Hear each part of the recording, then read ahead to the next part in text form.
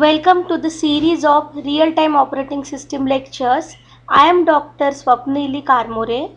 Today I am going to teach you sequence control, direct digital control, supervisory control, adaptive control systems, which is the part of the first unit from the RTMNU syllabus of computer science and engineering. So in the previous lecture we have studied about the sequence control.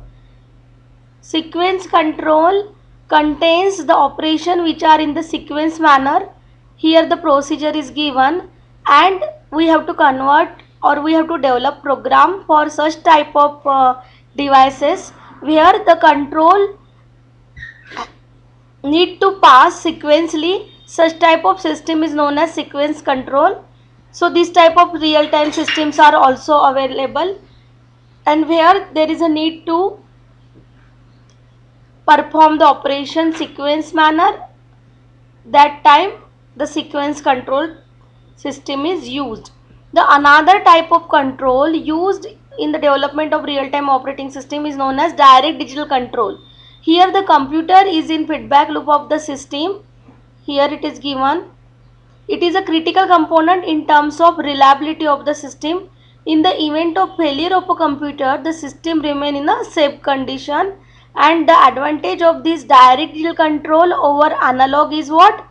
Cost, performance and safety. Means cost will reduce, performance increase and safety will increase. The diagram shows that digital computer contains different processing inputs, then some set points are there for different processes, and measured variables are there, and that process output is feedback to the input in order to compare and improve the output as per the set points.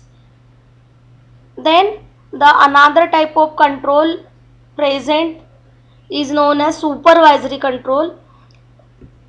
Many of early computer control scheme use the computer in a supervisory role and not for direct digital control.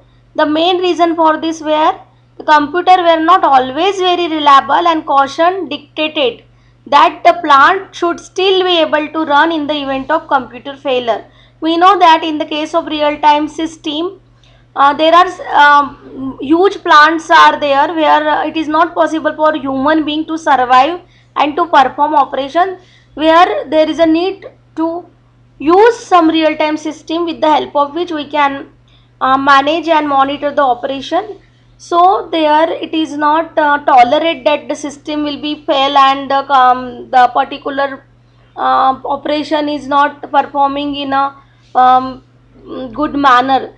That time there is a need to provide several computers, and if because we can't rely on a one computer that time, but we know that computers are very expensive and it was not economically be able to replace the analog control equipment in the current use. That time supervisory control is used where human and or computer supervision section is there. See that direct digital control diagram, and this diagram is same, only here human and or computer supervision mechanism is provided, where in the supervision of particular extra system the all the operation can be performed. Then another type of control is known as adaptive, where it is in the several form. Three of most common are pre-program adaptive control, second is self-tuning control, and third is model reference adaptive control. Here the two diagrams are given. It is the general structure of feed forward control configuration where process, measurement and control blocks are present. Measure output is here on the basis of specific input taken from controller. Another diagram is program adaptive control. Difference between these two diagrams is what? Here the output is feedback to the controller and some points are set, and extra block is present here which is known as parameter adjustment block. Adjustment mechanism block is there. With the means of this parameter adjustment block, the particular set point can be achieved from the output.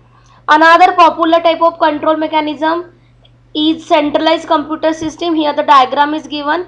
See here two computers are given, one switch is there, means if computer A will fail then computer B can run. control station is there, interface is provided between plant and this computer system, as management information and standard peripheral block are also present. It is the example of dual computer scheme.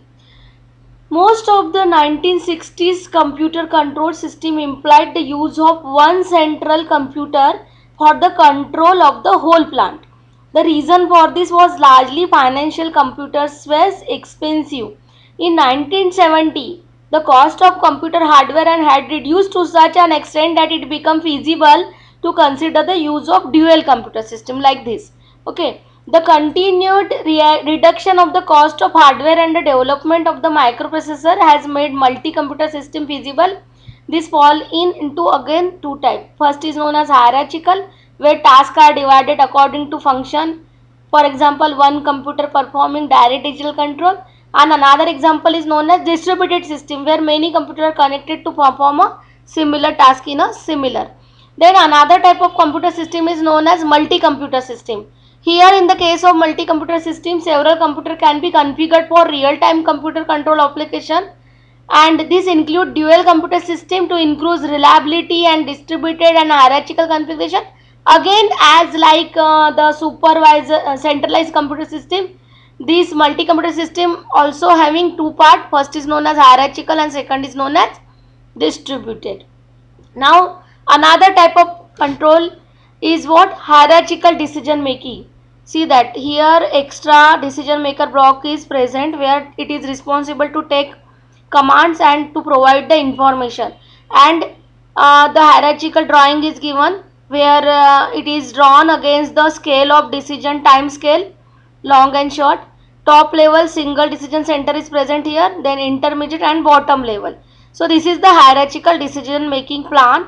Then the example of hierarchical decision system is given as this class diagram. Okay, in this class diagram, manager, supervisor and unit control block are present. A typical example of hierarchical system is the batch system. This is batch control using a hierarchical system. It has three level. First is what? Manager level, second is supervisor, and third is unit control layer. It is assumed that single computer are used for manager and supervisor function, and that for each processing unit single unit control computer is used here.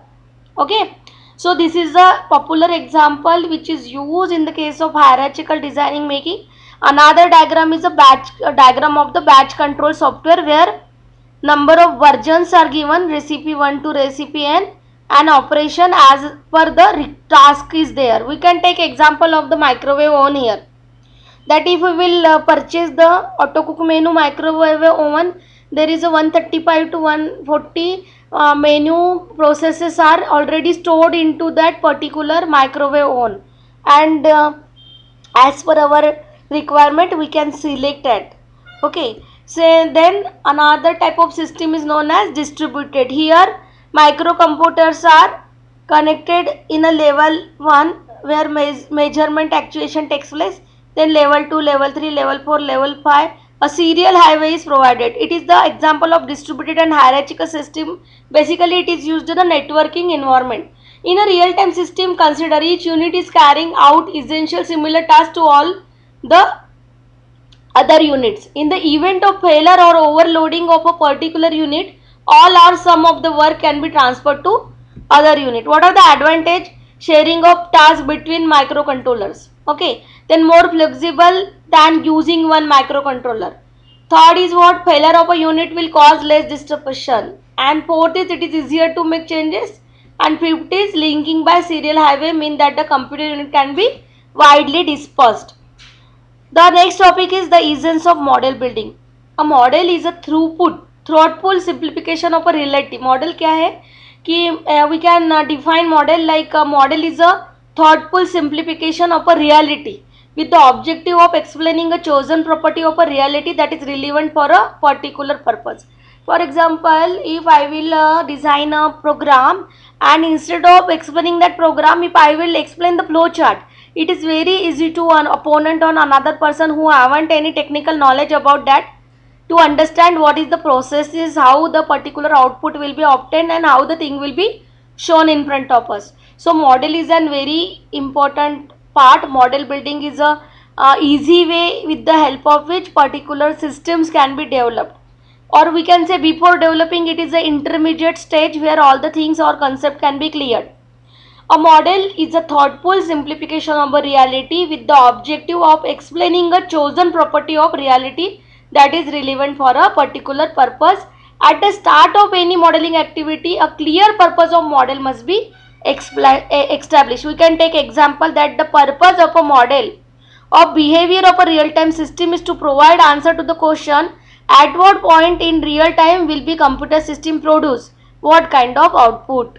Means it is a try and base error, where in our program also we provide different test cases to our program and to check the output that in what condition what thing will be occur.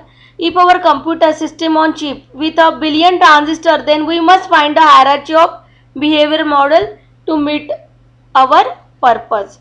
Okay, the hierarchy of model can be given by the different purposes. Here the diagram is there. Here real system is present. Purpose A may be differ and purpose B may be differed.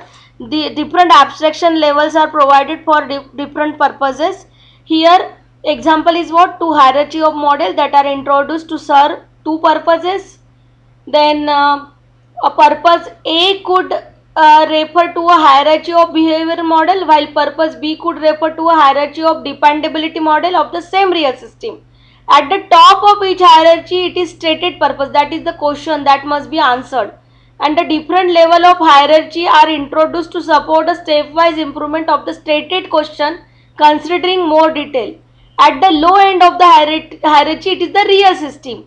The analysis is substantially simplified if the structure of the model corresponds with the structure of the system. Now the next point we have to study is what? The major challenges in the development of the real-time system. Because in the previous lecture I already cleared that why there is a requirement of the real-time operating system. Basically we develop this real-time operating system for embedded system which are real-time based. In the embedded system also we have studied that three type of systems are present: soft, medium and hard real-time based system. And the major challenge is to develop such real-time system. The major challenge of design is what? The building of an embedded computer system that provide the intended behavior, that is the service under given constraint, and where relevant properties of the system can be modeled at different level of abstraction by model of adequate simplicity. As I told earlier that for each embedded system there is a need to develop different program. We have considered several example also, like mobile phone, washing machine, microwave oven. All the systems are different and depending on its application it is programmed or designed. So major challenge is what? To build a embedded computer that provide a specific behavior. Okay, for calling mobile program is another, means different program is used. For washing machine different program is used. For microwave oven different program is used. There are many different purposes that give rise to a hierarchy of model of an embedded real-time system. In real-time system, behavior specify the output action of a computer system as a consequences of the input, the state and the progression of a real-time system. And we know that the complex system is a great problem, because as we have taken the several huge plant examples, that time it is very difficult to survive or to monitor or to manage that complex system. A system is classified as complex if we are not in the position to develop a set of simple model to explain the structure and behavior of the system. That time we can say that this system is a complex. Example for complex system are earth, climate and weather, the global economy, then living organism and many others. Okay, so the four strategies to simplify a complex system in order that it can be processed by the limited cognitive capability of human. That is what? Abstraction, then partitioning, third is isolation, and fourth is segmentation. Now we will study all these things in detail. Okay, so for achieving the simplicity, what we have to do? We have to use some principles. Okay, simplicity means a system is classified as complex, and we know that we are not in the position to set a model for it. So for providing simplicity, we have drawn or we have designed some principle. Okay, first is what? Abstraction. In the case of abstraction principle, the introduction of a component, a hardware software unit as a basic structural and computational unit make it possible to use. Means we know previously that what is our hardware and what is our software is. Then principle of separation. It is sometimes called principle of partitioning. Means you have to work parallelly in the partitioning mode, that you have to develop your software as well as you have to develop your hardware. Then third is the principle of causality. The deterministic behavior of basic mechanism make it possible that a causal chain between cause and the consequent effect can be established, because you have to combine the software and hardware together here. Then the next principle is the principle of a segmentation. Okay, so it suggests that it is hard to understand behavior should be decomposed into a serial behavior structure such that a sequential step-by-step analysis of the behavior become possible. Each step require only the investigation of the limited period and which are for the particular step. So these are the different principle on the basis of which we can provide simplicity to our device. See that there is a mistake, that here point 2 will become and 3. So in your notes you correct it.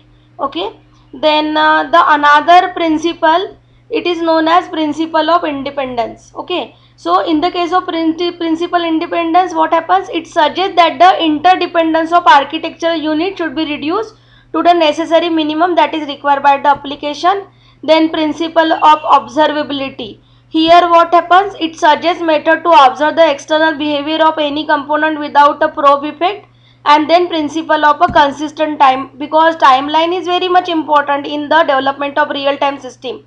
It suggests that a global time base should be introduced in the distributed computer system such that system can be established on the basis of global timestamp.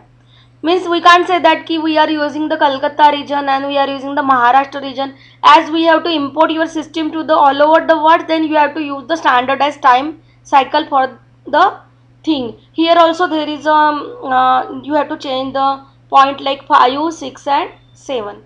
Okay, so next important point, characteristics of the task. We know that two types of tasks are present. First is known as simple task, second is known as difficult task. So in the case of simple task, it is characteristic by static, discrete, separable, sequential, homogeneous mechanism, linear, universal, regular and surface.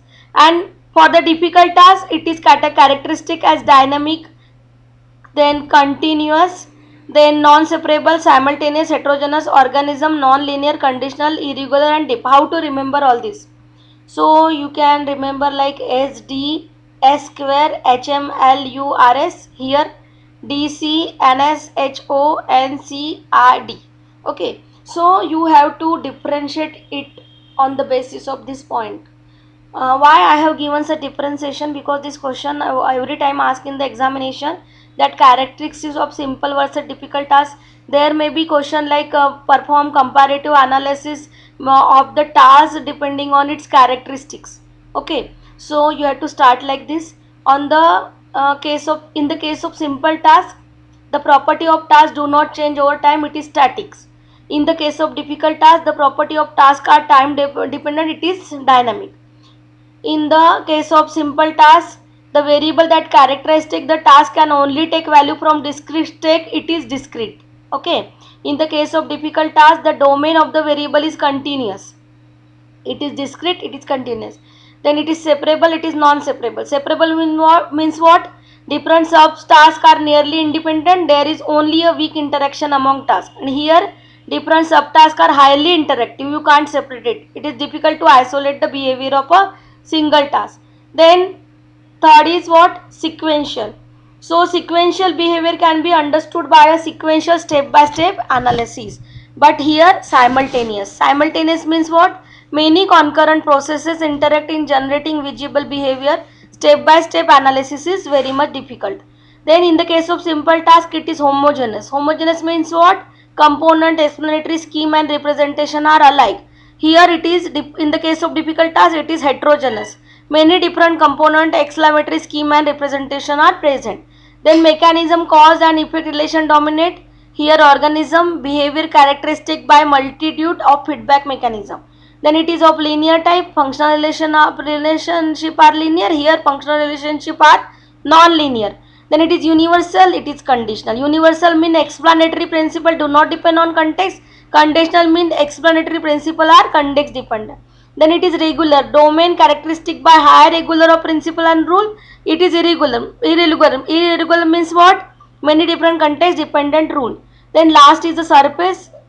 Is simple task contains important principle and rules are apparent by looking at observable surface property, and in the case of difficult tasks, these are covert and abstract and not detectable when looking at surface properties. Okay, so the next point, it is very important, all every time asked in the examination, and it is very easy.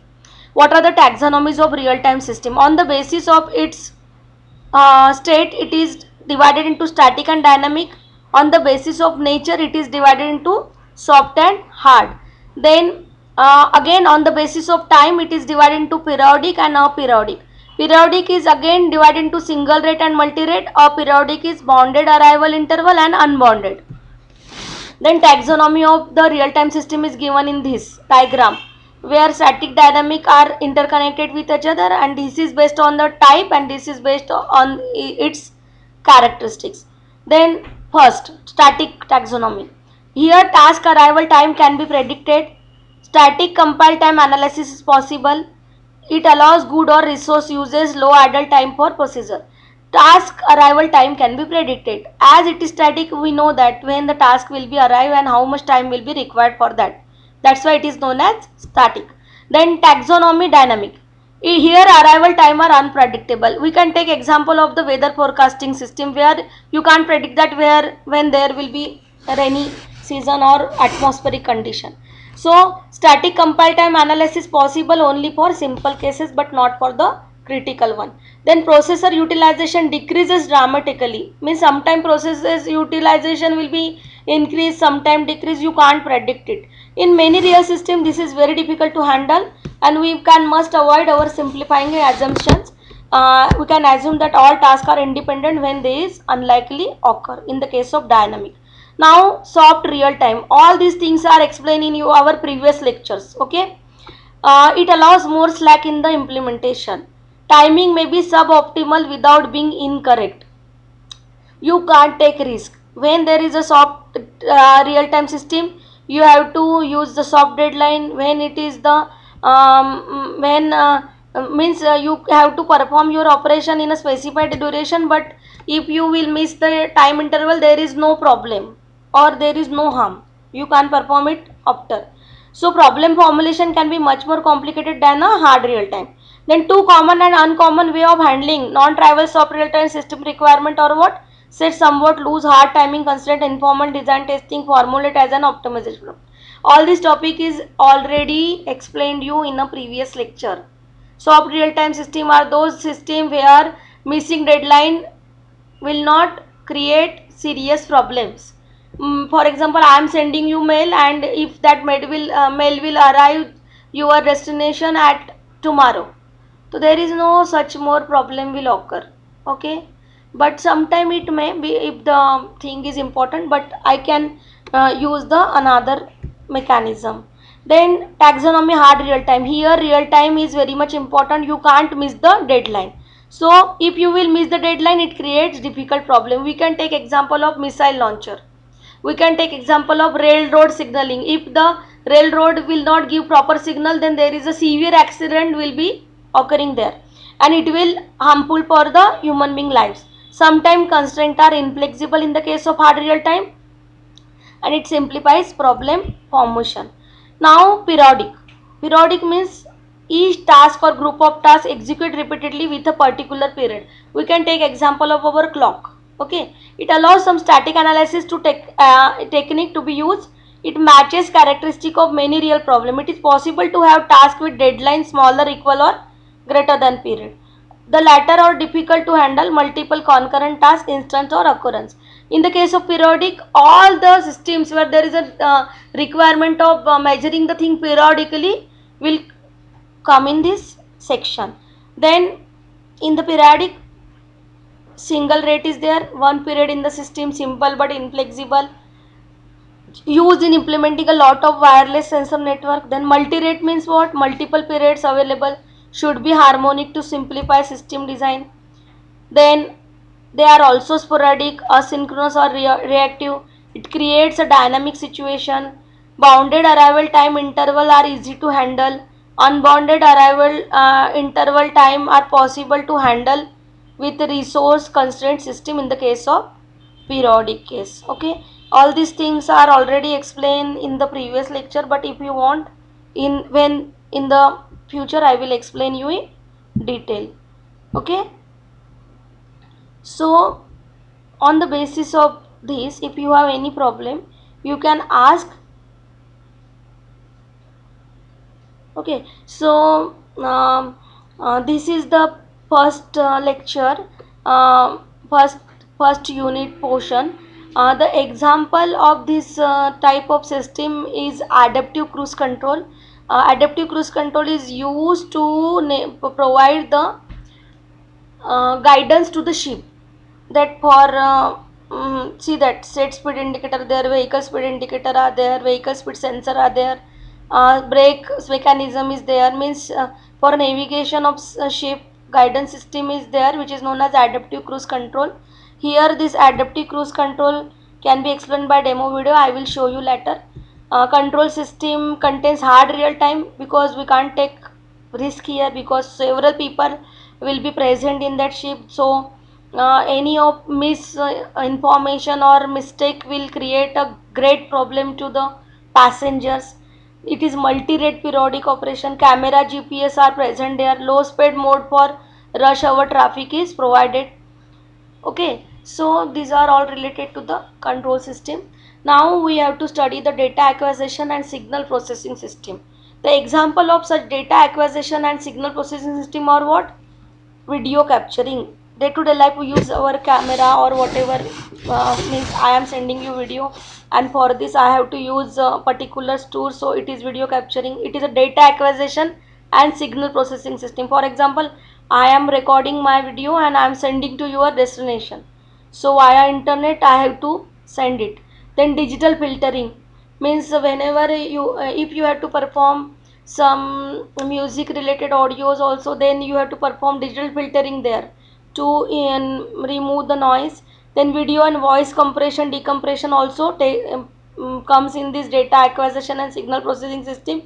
Radar signal processing also example, because several signals radar have to capture and they have to provide the satellites for the further guidance.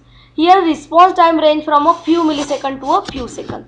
See that here timeline is very much important. You can't miss the timeline, because within second you have to give the information. Typically simpler than a control system. These system are simpler than the control system, because control system contains several type of conditions or processes. We have seen several example previously. Other real-time application are real-time databases, where stock market, airline reservation, where transaction must complete by deadline. Then main dilemma is what? Transaction scheduling algorithm and real-time scheduling algorithm often have completing goals, because we say transaction thing are real time, or some real time scheduling means when in which time interval we have to provide which task. This is a main dilemma every time. It is a discussion, group discussion topic that we can discuss over about it. What is it? Data is subject temporal consistent requirement here. Okay, so the another example of real time application is multimedia, audio related, audio video frame and steady state. Here some frames are given. Other requirement are lip synchronization, low jitter, low end-to-end response time, and so in short, real-time databases and multimedia are the application for the real-time system. Then the another question is, what are all systems real-time system? This is, I already told you that we will take group discussion on this topic. Okay, So there is a question that it is a payroll processing system a real-time system? It has a time constraint. We know that print the paychecks every 2 weeks. We have to print the paychecks for it. Okay. So perhaps it is a real-time system in a definitional sense, but it doesn't pay us to view it as such. We are interested in a system for which it is not a priori obvious how to meet timing constraint, because we know that in the real-time system basically the system are safety critical one. So rather than talking about the soft and medium system, our point of interest in the case of real-time operating system on the system which have an safety critical, means where the deadline is very much important. So the window of scarcity says that resources may be categorized as abundant, then insufficient and sufficient but scarce. So abundant means what? Virtually any system design methodology can be used to realize the timing requirement of the application. Means you know that you have to achieve that time. Insufficient means what? The application is ahead of the technology curve. No design methodology can be used to realize the timing requirement of the application, means you are not capable to provide the timing requirement for the application. And sufficient but scarce, it is possible to realize the timing requirement of the application, but carefully resource allocation is required. So whatever resources or which type of real time system you have to develop, you have to categorize it as abundant, insufficient and sufficient but scarce, and on the develop on depending on that particular category you have to design your program for the system. The example is interactive multimedia application. Here sufficient but scarce resources is given. The interesting real-time application are here on this position, which are based on interactive video and high quality audio. Insufficient resources are given. This graph is drawn against the requirement performance scale against the years. Means how gradually year wise the things are upgraded and grown. So login, remote, network file access, then high quality audio and interactive video are the requirement performance scale, and this is the example for interactive multimedia application. And another important point which I have already explained you, that what is the difference between normal OS and your real time OS. So in the case of normal OS and real time, in both case the hardware is in the middle, but here operating system is there and user program layer is in the outer side. But here operating system including operating system component and your user program is present in a one layer.